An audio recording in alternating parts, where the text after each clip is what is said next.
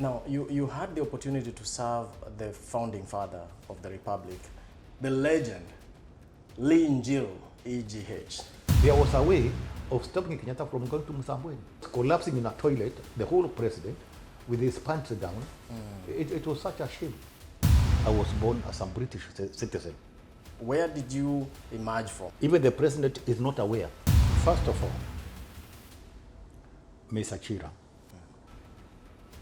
I'm listening. I know you're going somewhere with this. Africans are very stupid.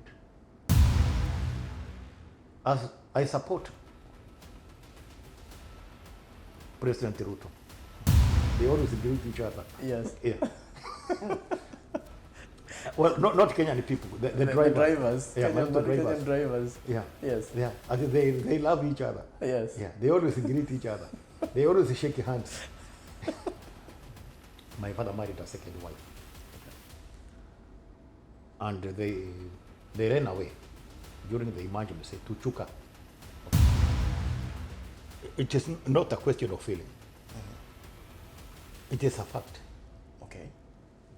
Irredentism is a policy where people of the same race must stay in one country.